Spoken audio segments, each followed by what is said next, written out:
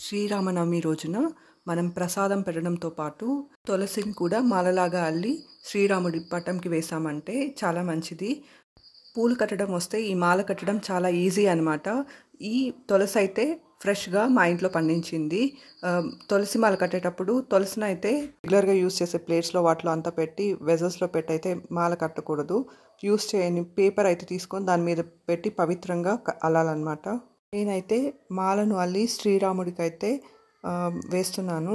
ఈ తులసి మాల మహావిష్ణువుకి చాలా ఇష్టం. ఆయన అవతారాలైన శ్రీరాముడికి, విష్ణునికి, వెంకటేశ్వర స్వామికి కూడా తులసి మాల అంటే చాలా ఇష్టం.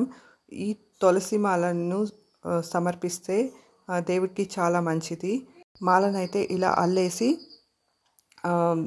దేవుడికైతే వేసేయచ్చు అన్నమాట. ముఖ్యంగా పండగల రోజున శ్రీరామనవమి ఇలాంటి పండగల రోజున ఇలాంటి మాలలు వేసామంటే చాలా మంచిది. ఈ తులసిలో చాలా మెడిసినల్ ప్రాపర్టీస్ కూడా ఉంటాయి. ఈ తులసి ఆకులు తినడం వల్ల ఫ్లూ, కోల్డ్, ఫీవర్, హెడేక్, ఇంకా ప్రెషర్ కూడా తగ్గుతుంది. డయాబెటీస్ కూడా కంట్రోల్ అవుతుంది. ఇందులో చాలా మెడిసినల్ ప్రాపర్టీస్ అయితే ఉంటాయన్నమాట. రోజు ఒక 4 తులసి ఆకులు తింటే చాలా మంచిది.